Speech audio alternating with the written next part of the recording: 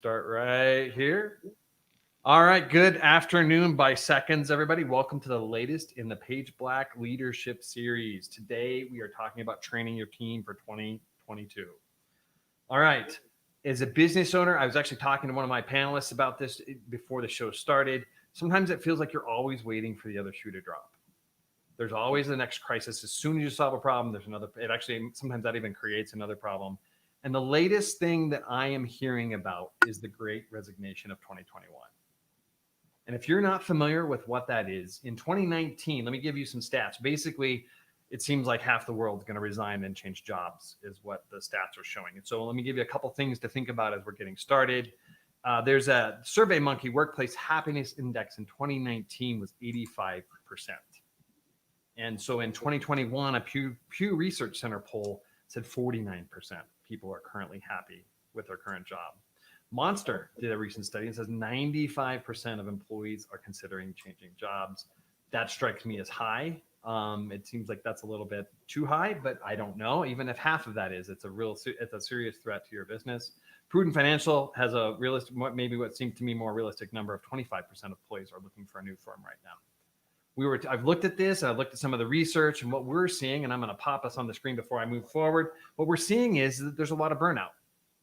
That people they work from home and they don't know how to set limits, and they're working all the time.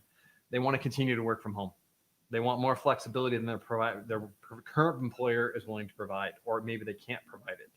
So the speculation on the street is that people are enjoying their summer, taking their time off, and this fall we're going to have the great resignation. And so what we wanted to talk about today, we're actually going to talk a little bit about retention, and we were talking about training in that perspective. The other feature that I am seeing in the world is that we all know that the world has changed a lot in the last 18 months in this race that we've had to beat COVID, and it continues to evolve, and technology is continuing to evolve. And so how do we keep our people in line? Maybe their jobs are changing more quickly than we're able to keep up. So that's a part of what our expert panel is going to talk about. So let me get myself back on the screen here. Let me introduce my panelists now that I've put them on screen without introducing them. First, I have Lizette Wells, and she is the co-owner, and founder of Streetcar 8, a custom e-learning development company. And I know Lizette works more with enterprise and larger organizations, so I'm excited to take that experience to the middle market, which is our target audience for this show. And so I'm really happy to bring her on board with that. She brings tech and project management skills to the business and keeps the operational side of the house working, which is something I value because I have to do that, a little bit of that as well. And so I understand the challenges that presents. Then and my next guest is Kendra Prospero. She's the CEO and founder of Turning the Corner. And she founded Turning the Corner in 2011 to help people fully connect to the work they love and end suffering in the workplace, which I imagine is not a small challenge in this environment. She helps companies fully support their employees and helps individuals find jobs they are passionate about. So she works both sides. I think we're going to get some great advice from her. All right, before we get started, my name is Mike Black. I'm the least important person on this call today, but I am the CEO and managing partner of Page Black. All right, done. I'll talk briefly about Page Black. I'm not going to read all of these off, but we really like sticky marketing challenges. And if your company is struggling around that, you're trying lots of different things and you're not getting results, or marketing's not consistent, or even your customers don't know everything that you offer, we will help you with that if you'd like. So give us a call. All right, let's get started with our first question today. And so one of the other trends that I've seen is that hiring is difficult right now. I know any number of people that are looking for someone and they can't find. In fact, we're looking for somebody and we're having a hard time getting them on board. It's a part-time position, and that's part of our challenge. But it's a challenge right now. I'm here. It's more challenge in the blue collar market than the white collar market. But that said, it's a challenge everywhere. So the first step is let's keep people. And so I thought, well, gosh, how can people leverage training and to improve retention, keeping their people on board? Kendra, what are your thoughts about that? Well, thank you so much, Mike, for having me. I appreciate it. And here's the one thing that we see over and over that companies are not training on, and it will help so much with retention as well as hiring. And that is basically around a hiring process, treating hiring like a business function, meaning that you wouldn't just bring on a customer and then suddenly throw them to the wolves around your product set, or bring on a new piece of equipment and not test it out, play with it, make sure that it was set up properly. You have probably a process you would follow to do that. Same goes with hiring, and same goes with bringing people onto your team. You need to treat it like a business function. And that means one component of that is training the people who are doing the interviewing on how to be a great interviewer. We work with job seekers and help them with their job hunt, as well as helping companies with all of their HR needs. And you cannot believe some of the stories that we hear from job seekers showing up at an interview and being treated like they're scum, showing up in an interview and having the interviewee being just completely distracted by their phone or other things happening. You want to treat these people as though they are your neighbor. You want to treat them with kindness and reverence. And if you're not doing that, for sure, you're not putting your best foot forward just in that first step. So my first, I guess, recommendation would be train people for sure on what your recruiting strategy is and your recruiting process, and especially on how to be great interviewers. I love that answer. I totally teed that up thinking, all right, we're going to have her talk about how she can onboard people and build systems to onboard people. And you turn that around. And I think that's a great point. And, so as a marketing company, I would equally argue that you have a brand in the marketplace, and it's not just your customers, it's also your employees. If you're not thinking about the brand for employees, the word gets around on the street if you're not a great place to work. And then if that's my other thought is if that's the experience I had walking into the door, even if I took the job out of desperation, I'm not sticking around. No right? way. And and in this market, Pete, there are lots of opportunities. So you may not even be able to hire somebody. I will say we treat people well. That is not the source of my problems. Lizette, what's your perspective? So, my background's in tech, and when I managed tech groups back in the day, I implemented things like stay interviews because it was sort of amazing to me that folks were just, asked, why are you leaving when they were leaving, and so that doesn't seem like a good, approach when you're trying to, identify high value employees. They have a high potential, high performance. You want to keep them, so why not just on a regular basis ask them, why do you get up in the day? What do you like about working here? What do you not like? What keeps you here? Those types of things should be a regular occurrence instead of just you're out the door. Why are you leaving? So that's just one thing. And of course, you kind of touched, there's a variety of things when it comes to retention, but I think just, communicating and engaging people and asking for their feedback regularly is huge. Fair.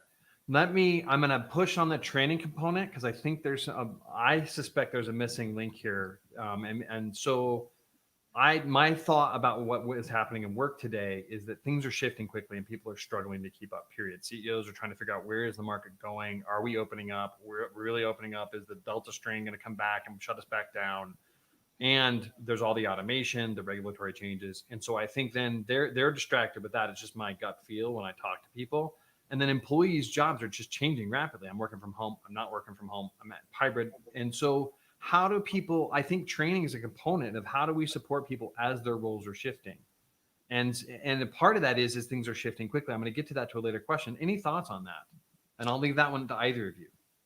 Yeah, I'll jump in with just an example. So a client of ours was having attrition problems. So they couldn't do much about it, though, because their industry, their location, it was just very competitive. One of the most important things they did prior to talking to us was to identify why it was taking that it was taking months to ramp up their employees, just to see them leave for more money, and it was just the nature of it. So they couldn't change that highly competitive environment, but what they could do is acknowledge it, get ahead of it, and streamline training so that their employees were kind of productive faster, get them going, and then also work on the retention part of it. And so that they could get kind of ahead of that instead of, it took us months to, train this employee, and then all of a sudden they're just leaving. There are some things that you can do if you're proactive about it. All right, great. Kendra, what are your thoughts? Well, so I came from IBM. I came from big business, and I was actually, like you, Lizette, I was in the technical space. I was a software engineer for IBM. And so I saw, and I was fortunate enough to get to go through a lot of the amazing IBM training. And so when I opened up Turning the Corner, I was just shocked at how little training there is available to the mid-size market and small business market that's affordable.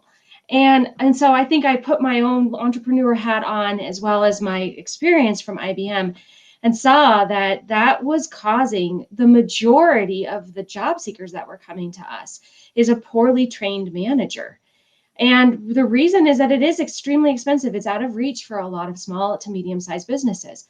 And so, but it did prompt us, and this is self-serving, and I don't mean it to be, Mike, but it did prompt us to put together a management training program that's geared towards small and medium-sized businesses. That's also priced appropriately. It's timed appropriately. I mean, at IBM, we'd go, and you probably do this too, Lizette, where we'd go on, 5 to 10 day offsites. I mean, who can afford to do that? That's expensive, yeah. And it's expensive. So, I mean, time-wise, like there is no way I could walk away from my business for 5 days for training. I might do it for vacation, but but I mean, so we've put together a program that's geared specifically toward that. But I'll tell you what, it's hard to sell. It's hard to convince the market that they really need this too. But when we've gone back and analyzed why people leave their job, because I have all that data, I mean, we've helped thousands of job seekers now. And when I've analyzed that data, there are 13 reasons why someone leaves a job, and 10 of them have to do with a poorly trained manager. So if there's one thing I think small and medium-sized businesses are not capitalizing on that they can do to really improve their employee experience, it is getting your managers trained and yourself. And I mean, I get really tired of this whole debate around leaders aren't managers and managers aren't leaders. Whatever. If you have people reporting to you, you are a manager. And so whether you are a CEO or you're a senior vice president or you are a supervisor managing an assembly line, you're a manager, and you are the second most important person in your people's lives. Next to their family or their significant other, you are the second most important person in their lives. So you're going to rock their world with a hello, an ignore, a thank you. So you want to do that right. And we see that when people do get trained, whatever program it is, we see significant increase in retention and productivity and in overall profitability, believe it or not. So, so that's kind of, coming back down to training again, can be a really key thing to help you keep your people. And Kendra, this mass resignation too that's coming, which I do see coming. Yes, go ahead, Lizette. Sorry. No, I was going to say, I'm sure you saw, if you were in a tech environment, you saw these great coders. These programmers are fantastic at their jobs. And then all of a sudden, you're so good at your job that we're going to make you a manager of people. That sounds like a great idea because you know what you're doing so that you could manage this group.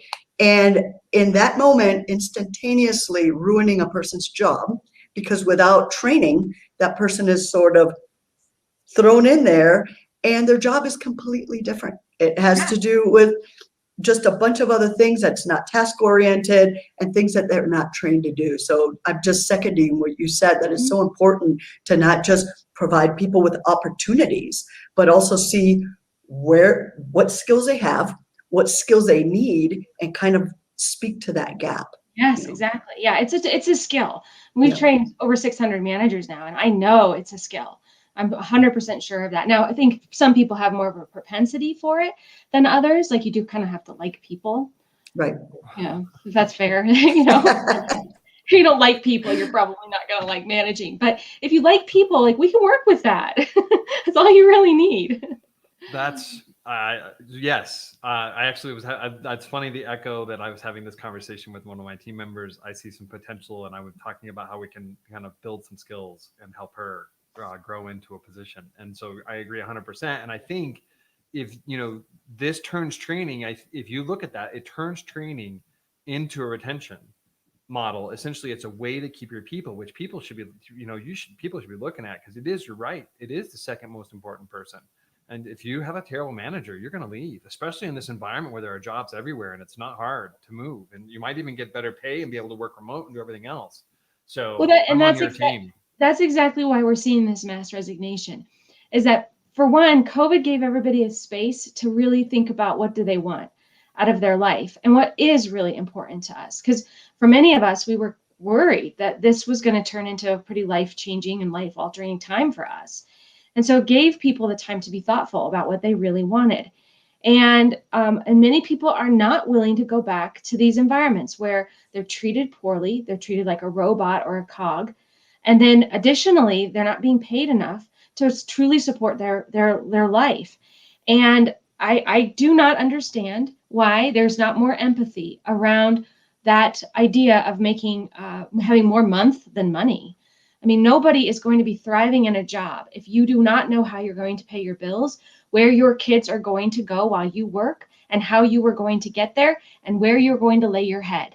If you do not have, and what you're going to eat, if you do not have those fundamental things in place because you don't have enough money, I mean, come on, let's be realistic about this. We have to, as a country and as a business community, work to solve that problem. And so, I mean, I want productive employees to come to me. And if they can be productive because they've got their whole life intact, then I know how to help them have a great environment. But if they're not coming to me with just those basics in place, like it's not going to work anymore. And so we have to have a logical discussion around this.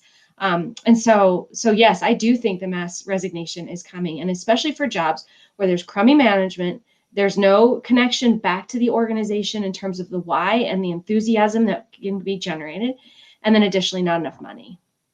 Well, and I think you're so on target. First, I did some research in preparation for this, and one of the stats that I saw, and I may be wrong on the percent, but it's similar, something like if your team is engaged, happy and engaged, you get some higher level of like 30% more profitability for your company. Yes. If you're not thinking in that line, then you're missing the boat. The other piece, this is something that's really been on my mind, is that, when I looked at our grocery bill for the month, it is up. And it's not up a small amount. And so that's true for your team. I'm fortunate we're fine, right? But I'm still looking at it. And if I'm looking at it, what's happening with my team? And so if you already were on the edge and already not making enough money, then you need to be looking, you're going to be looking. That's just how it is. So I appreciate your perspective. And I think it's even more important that people look at that financial calculation for their team now than ever. I know we are. So, all right. I'm quickly going to interrupt and move us to a quick discussion of our next webinar on August 17th. We actually have moved our webinars to the third Tuesday. We're going to talk about what happens when sales and marketing are not on the same page, and it's hurting your revenue. And what do you do about it? How do you get them in line and make things happen? All right, enough of that. Let's move forward. Oops. See, I thought there were multiple clicks and I clicked too far. So that said, we just talked about so much. And I'm going to lean this into the training side because there's a broad topic. We've been going after just about everything. But even thinking about how do I retrain my staff? How do I train my managers? How do I do all this? That's massive. And I'm overwhelmed. And I've actually spent time preparing for this conversation. What are a couple of bullet points of where people should get started? Lizette, why don't you take some of that large business experience and bring that to the table? So in terms of training current staff members, let's say for a new role, I think that quick things to look at are fit. Are they the right person for the role? And then also the job requirements, like we said, we compare those, find the right fit, job requirements, kind of try to address that gap, but also in terms of training methods. We're an e-learning company, so that's where we brand, and people come to us for custom online courses, training videos, and, consulting services in that area.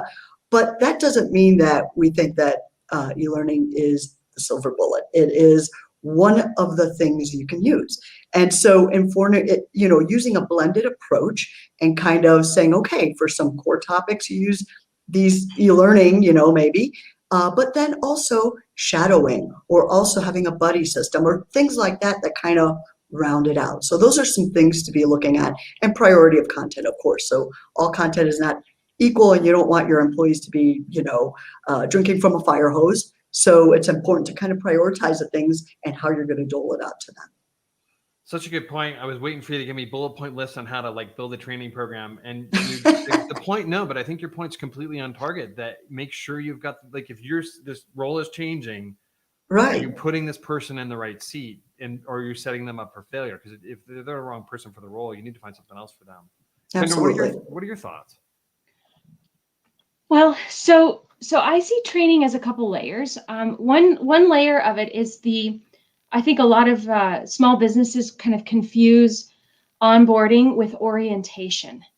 And now orientation is like what you do on day one. You get them into the systems, you get them signed up for healthcare, you get them, show them around the building. That's not onboarding at all. So, I mean, to me, hiring is actually an equation, and the equation is recruiting plus onboarding. This is kind of a funny story, and I apologize if anyone from IBM is listening. But when I joined IBM, I was heavily recruited. So I was in the late 90s, Y2K craziness, .com boom. Like I knew all those programming languages, and people were just fanatics about getting talent in. And IBM did a great job recruiting me. Now, when it came time for starting on day one, it was terrible. I showed up on day one, and basically the team had forgotten I was coming. So they had no plan for me. I had no desk, no computer, no email, nothing. So for 6 weeks, I swept labs and like rewired labs, which is such a waste of talent, right? And time. So onboarding is really, really critical. And I don't want people to get it confused with orientation. You actually do want to tie it into that job description that hopefully you have, that deep, every bulleted list of every possible thing that they could possibly do in that job. And then the manager or a mentor or a buddy, as Lizette had indicated, help walk them through every one of those things that they need to learn to know how to do their job. And you want to monitor, like, how confident are they? How much do they believe in themselves?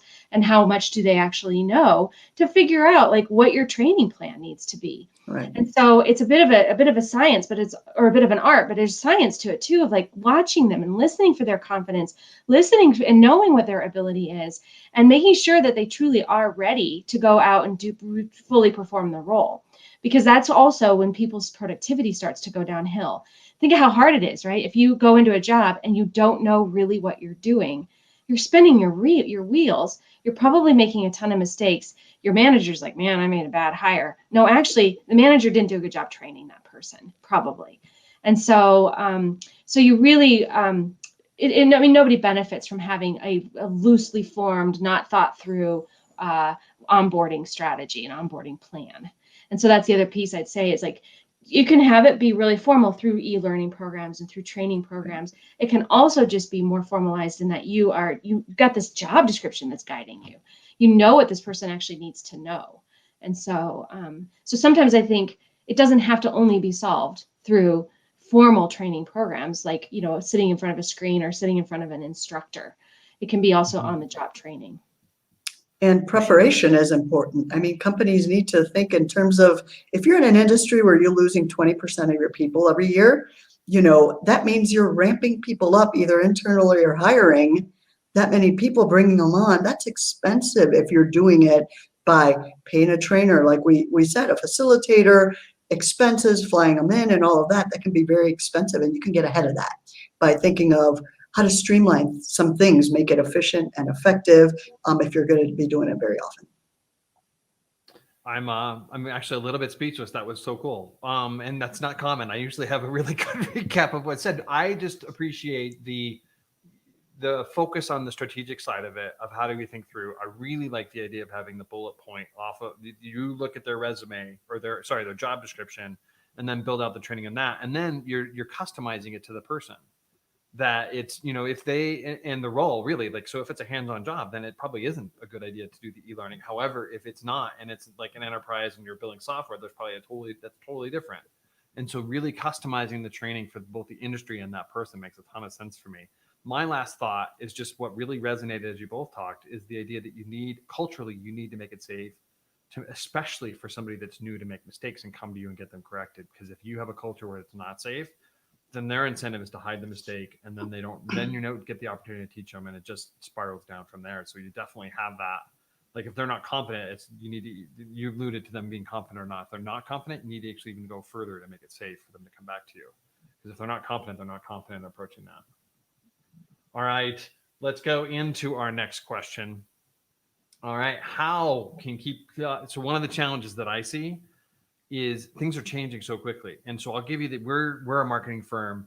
The way that you manage pay-per-click advertising 5 years ago is totally different than how you manage pay-per-click advertising 3 years ago, and totally different than how you manage it today. And that's just advertising on Google. That's not important.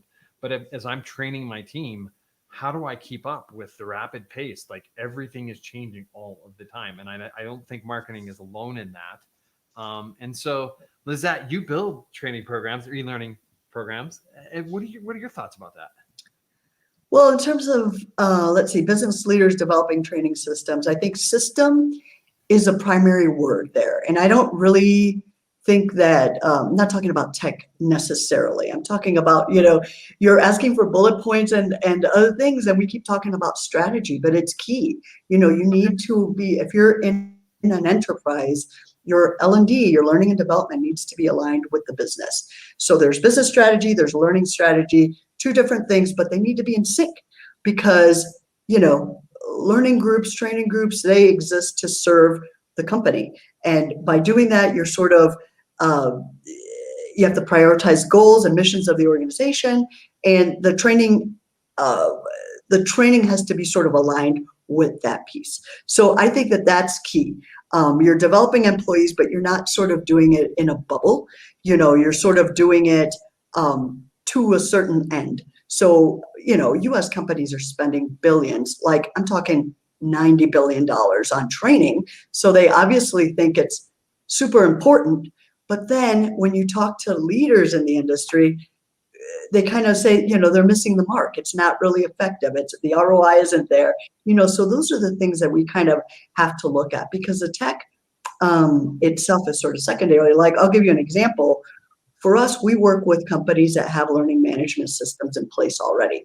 So in terms of, we create training for them, and everybody agrees, and then it's sort of agnostic. We port it onto their systems, and we don't really care what systems they have. They're kind of, they accept our output in a standard way, and then it gets in there. So the system in and of itself isn't really what we're focused on. We're more focused on like learning objectives. So, where are you? Where are you going? How do you get from here to there? And what's important to you is gauging progress. Is important to know whether your learner is 25% or 75% through. Is it important to test knowledge? Is that something that you need to have? And so you want to keep it engaging. When it comes to e-learning, anybody can throw up a wall of text and there it is and hit the next button, but that's not what appeals to people. That's not what keeps people there. So you want a diversity of things: videos, images, text, and assignments that are downloadable, that are away from the machine, maybe encourage interaction, with other people, especially with, I just had this conversation with somebody about leadership training. People think that, virtual leadership training, you're just going to grab your mobile device or your laptop or whatever and do it all online. But without that feedback loop, without that, where were you at that assessment pre and post, and sort of feedback with one-on-ones and things like that with humans, it's just not as effective. So. All right. I'm going to, Kendra, what are your thoughts? And I'm going to think about that because I have some questions. Well, so small businesses, I think, what many small businesses and medium-sized businesses, they should all have goals. And they're going to have their goals they're striving for, hopefully yearly, maybe even aggressively more 3-year plan and 5-year plan, 10-year plan. I love to see that. I hope most businesses are thinking like that, because if not, it's going to be impossible for your people to figure out where you're going. But what's missing often though is that they have these business goals, but they're not tying it to a people agenda. What do we need to do for our people to actually reach these goals? And a component of that is training. Another component, though, of it is also keeping up with compensation strategies and making sure they're competitive with the way they're compensating. Also looking at, how are they being measured against the goals, and is it clear? A lot of small and medium-sized businesses say, I don't want to corporatize this, and I don't want to make it too bureaucratic. I get that. I'm a small business as well, and I don't want that either. However, if people aren't clear again on what they're supposed to be doing and how to get there, then you're not going to reach your goals. And that's the advantage of having like a performance management system. It doesn't have to be some annual review where people are sitting down super formal and, one side is panicked and the other side feels stressed. It doesn't have to go like that. And so I think the opportunity, and where small businesses and medium-sized businesses can really begin, is realizing that is the value of good HR. Good HR is helping you tie your business goals to your people agenda. And one component is training, it's recruiting, it's retention, it's benefits, it's compensation, it's also branding, it's the why, it's the goals, like all that stuff is what good HR is looking at. And so, so I think that's the easiest place to start. And if small and medium-sized businesses don't have an HR team, or it's a small team, there's no possible way that one person is going to be able to think about all that. And so that's when it makes a lot of sense to bring in the third party to help support you.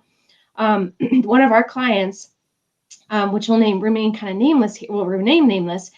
They're very well-meaning in their approach to training. You probably see this, Lizette, because I would say they're mid-market to big market, almost enterprise. They have a really well-meaning approach to it. But what's happening is that everybody's thrown out like, oh, this is what I need. And then they throw it at the wall to see if it sticks. And then someone like me comes in and I do training, but it's not tied in with this overall strategy and mission. So it just sort of falls flat for the organization because they can't see how that particular training I did fits in with the bigger strategy and the overall big picture. Part of the issue is that they just have one person representing HR and she's trying to do her best to meet the needs of all these folks. But without, again, having a learning and development strategy tied to the business goals, it just doesn't, it ends up being kind of, I wouldn't say money wasted, but definitely not as highly utilized as it could be. Right. And to that, it's important, like you said, you don't want to just throw it to the wall, see if it sticks. So consider learning as a journey, not an event. And I think that goes back to sort of what you were saying about feedback trackers, or that's what we were calling them, when I was in organizations, because they had these performance evaluations on a yearly basis, and it was too late and it was cumbersome. Everybody hated it. The managers hated it. The employees hated it because everybody had to spend a ton of time attending to, did I meet my goals? I have to remember what they were and write up all these things. And so in several organizations, we started, my job was to kind of organize around creating these feedback tracking systems or participating in that. And it was more of a every day, every week thing, just all the time. So they got rid of that yearly thing in favor of, hey, let's talk to our people on a regular basis and have them almost like you're posting, hey, this is what I did. Thank you to this person for helping me on this effort. And this is a really cool thing I did. And they were, by virtue of doing it so often, it became sort of unnecessary to have that big annual performance evaluation, because you can look back and say, look at how this person's doing it, and also address the issues that they were bringing up when it's important, not after, months afterwards. So that's the research shows that the sooner you address it, the better off everybody is. For sure. You wait till the end of the year. It's like 6 months ago. What can they do about it now? And then they just spent 6 months doing it again, and you're more annoyed. That's awful. So I'm on your team with that. And I love how we keep bringing up alignment and tying things to business goals. So I just think that's awesome. As a marketing it's important. It's important. Well, I know, but I think it's really hard, especially in the middle market, because you don't have like Kendra was saying, it's really hard to have the resources to pay attention to everything that needs to be paid attention to, and needs attention. Is probably a better way to put it. So we may end a little bit early. We're kind of cruising through questions. I'm going to change our last question with no warning. I'm sorry, but that's just how it rolls. We've really talked, the Great Resignation has come up. I actually almost called this How to Prepare for the Great Resignation, but I didn't want to change the full title at the last minute. But I'm just thinking, gosh, that it is such a big deal. And Kendra, I appreciate your prediction that you really see this coming, and I bet you're right. I see it. And so I would love your thoughts. And Lizette, if you give us your thoughts as well. But Kendra, I'm going to start with you. If you gave a business, or talking to a business owner that's worried about this, what are the top three things they should do to try and avoid the Great Resignation, or at least minimize or prepare for? What would you be doing as you approach that? Well, I love the idea of the stay interview. So Lizette brought that up at the beginning, but this is a great tactic. I'll dive into a little bit more. But it's sitting down with your employees. Every manager should be doing this anyway. And if you're not, then this is a great thing to start doing right away. But you should be sitting down at a minimum monthly with a one-on-one with your employees. And a lot of times people don't know what to talk about in these monthly one-on-ones. It can't just be about like, what are you working on? And, how about this? How about that? It's not just about the tasks that they're performing, but we also want to make it occasionally about them, about your employees. What do you love about this job? What keeps you here? Tell me some of the things that we do that really make you excited about coming to work. What are some things you'd like to see differently? If you could wave a magic wand and you could have anything here at work, what would you do? What would you do differently? How do you feel about your team? Just asking those questions about what's going on around them. And what you want to do with this information then is you don't want it just to fall to the wayside. You want to take it and do something with this information. And compiling it and starting to look for the patterns around why people come to your job and why they come to your work becomes a beginning and a source of your values. Now, we've for years talked about a values-based organization. When I opened up Turning the Corner, I knew about this, but I didn't really know how to implement it. And so one of the things we do at Turning the Corner is we kind of become an incubator for everything that we think works in the market. So we try it first at Turning the Corner. If it works for us, then we figure we can get other companies, get it to work for them. And so this values-based organization is one of the first things I experimented with. What does this actually mean? Well, what it means is that your employees are coming and working for you for a reason, and that ultimately comes down to the way you really manage them. And putting values up on the wall that look gorgeous and sound wonderful, every possible quality that you can find, that makes a human a great human, are not the values that you really manage to. And that's what you want to get clear on, is what are you really managing to and what makes people come here? And then you want to hire, fire, manage, train, govern, promote, compensate, everything against those values. But you can get to them quickly by doing the stay interviews. And so now, so that can be one step that can help you understand why people will stay with your organization, and then you want to continue that stuff. If you are not clear on your values, though, or you have values that look aspirational according to your team, then you're probably going to see this mass exodus. And so I would do that deep work right now. I would start looking at, are we really clear on our values and are we managing to those? And if not, then plan by having maybe a little bit better idea of where you're going to find people. You are going to need to probably start recruiting and building a pipeline pretty quickly. Another thing we see that organizations just don't know how to do is how to even write a job advertisement that's appealing to people. An advertisement is different than that job description I mentioned before, where you're managing against it, all the things that they need to know. An advertisement is literally that. I mean, you know what that is, Mike, right? I mean, it's quick. It's something that you can get on your phone and swipe twice and you can get the information, right? And so many people write these job descriptions that I'm just like, really? Who is going to read that? And why would anybody apply for that job? But if you think of it, all this movement is happening in the market, then probably someone is leaving a business that would be interested in coming to yours. But you've got to make sure that they can find your advertisement, and your job advertisement looks appealing. And so writing it in a way that is appealing to people is also a fantastic way to have a quicker recruiting process. You may have to also I have a engage. quick comment on that. Yeah, we were talking please. about this the other day. I'm sorry, I talked over you there. Yeah. We were talking about the other day, and they actually said, bring it. You should have your marketing department should be writing the job ads. Yeah. And I think that's, so if you have an ideal client, then they're writing to that ideal client. And that's such a great point. And I apologize, I interrupted. Why don't you continue with your point? Yeah. No, that's fine. But I mean, a lot of people don't realize that you need to cast the net fairly widely. Job seekers actually don't really know where to look for jobs. And unfortunately, technology has not made this easy for us. Technology has made the job search process on the other end soul crushing for people. So we use technology too much internally for making people jump through tons and tons and tons of hoops to actually hit submit on their resume. Make it easy for them to apply. Don't make them answer a gazillion questions and fill in every possible thing that's already on their resume. That's the job of your internal recruiter or your HR team. Like, they make them do their job. And because we see so many people who want to apply for a job, but I mean, go try to apply for a job at some of these big corporations. It will take you half a day to fill in your application. Who's going to take the time to do that? So, just make it easy for people to apply, and then cast the net far and wide. Put the job up on Indeed, put it up on LinkedIn if you can afford to, put it up on Craigslist, believe it or not. Job seekers look at Craigslist for jobs. I know it sounds a little bit kind of dirty. I mean, just like not very sophisticated, right? Just like you're reselling your sofa.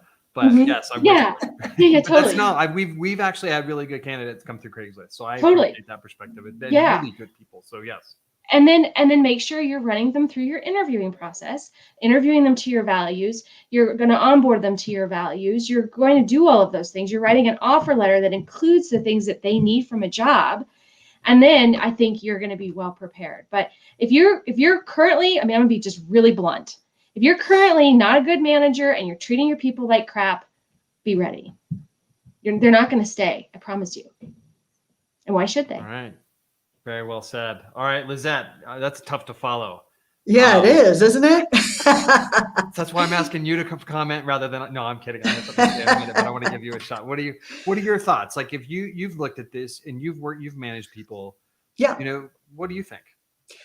So, okay. First of all, Kendra, you hit it out of the park. Of course, your job ad, your hiring is critical. If you're looking for a detail-oriented person, make sure that you're hiring for that. I mean, I've heard of this where you don't even ask for the resume. Just sort of say, please don't send us your resume. Answer these few questions. We'll get back to you with the next steps. The folks that don't read that and send a resume, are they very detail oriented? If that's what's important to you, make sure that your job ad and the things you write are kind of pulling in the people that you want to get. But let's say you have that in place and your job ad is what it should be and you've hired the people. I think the number one thing is focusing on retention, like we've said. Those stay interviews, those conversations. I've worked at companies where the one-on-one is weekly and not even monthly. And that sounds like a lot, but it is totally, if you want to get to know a person, it's more than just, did you do this? Did you do that? How are you feeling? How's your family? Just get to know them, and meet with them frequently to do that. So focus on retention. Evaluating onboarding, I think, is critical, and that's sort of, I know that we've talked a lot about strategy. It does tie back because it's just important to sort of make sure that you're, assessing what that strategy is, bringing in people the way you need to bring them in. So for example, if you're training people locally and all of a sudden you're growing through mergers and acquisitions or whatever, you're a growing company, all your training was done locally. If your goal now is to grow, then you've got to kind of make sure that your onboarding speaks to that, so that so that you have things that talk about new hire orientation, culture and values, those types of things, but you can do it at a distance and have different methods of doing that. And the third thing is use those, consider using blended approaches when it comes to training. So like I said, e-learning isn't the silver bullet. If you're trying to teach a person how to change a tire, you have the tire and you have the person, there you go, get them together and teach them, and show them how to do that thing. But if you're training disparate teams, they're all over the place, and the concepts are sometimes complex, and get a variety of approaches. E-learning is excellent for core topics, things that are foundational where you can streamline it. They need to know certain things, you bring them up quickly, but then partner it with the things we talked about, the shadowing, the buddies, the mentoring, and other types of things where you're getting together and sort of creating meaningful training experiences. So those three things. I know a lot of words, but they were actually three things. Oh, that's all right. I like it. So I kind of just listening to you. My first thought is that this is a little tactical, but I love your perspective on having the list of things that people need to do, and then you're not going to take you're not going to interview them if they don't do it. But I really hate it when it's this super long list, and you're kind of putting people Right. into that Of course, role, right? Like we want a resume and a cover letter, and you meet certain things, and if anybody that does that will interview, and then we determine from where that goes from there. But I don't think that's what you were saying. But No. That's a pet peeve of mine when I see those job interviews or those descriptions, and you're like, why would they need to do these 25 things just to apply? Right. No. And I know that's not what you're saying. Yeah. I vehemently dislike that approach. Right. So, all right. I agree. That said, the summary of what I have is conduct a stay interview and figure out, like, if you're an employer and if you're a business leader and you have bad managers, you need to be doing stay interviews right now because it's coming. You've got 2 months is what I'm hearing. And then, and make sure you understand what people like and what they don't like. And then make it if you're going to lose people, make it easy to apply. Not a half day is insane. I think it's probably more than 15 minutes, but a half day is insane in terms of having to apply. And then finally looking at your onboarding systems and make sure they actually support people and teach them the skills that they need to be successful. And I love the final point is the meeting with them weekly. A new employee weekly is really smart. I think that, I know when I've started jobs in the past, I've had questions that were not monthly questions. And so I'm Right. either calling someone or I don't know what to do or I'm lost. And none of those are really great experiences. It's better if you just have a system. Does that spark any summary from you guys? Any other thoughts on this that we've missed? From my perspective, in terms of e-learning, leverage self-paced training. So when I say consider using blended approaches, consider e-learning, consider in-person training, consider virtual training, consider meeting face-to-face, having groups, feedback loops, one-on-ones. I think it all kind of adds to that learning experience.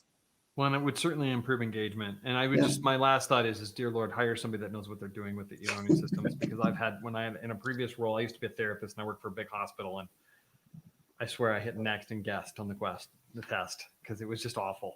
Right. Exactly. Nobody wants that. If my old boss is watching, I'm very sorry. But I did.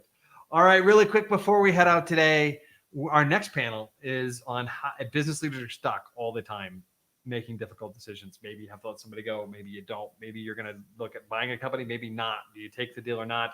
We're going to talk about how you make those decisions. That will be a week from today at this time. Thank you both very much for hanging out with me for about 45 minutes today. I really appreciate your time and your wisdom. And I'm walking away with some things I'm going to bring to my company for sure. Thank you, Mike. Nice to meet you, Kendra. Nice to meet you too, Lizette. Thank you so much. All right, everybody. Have a great day. Bye-bye. Bye-bye.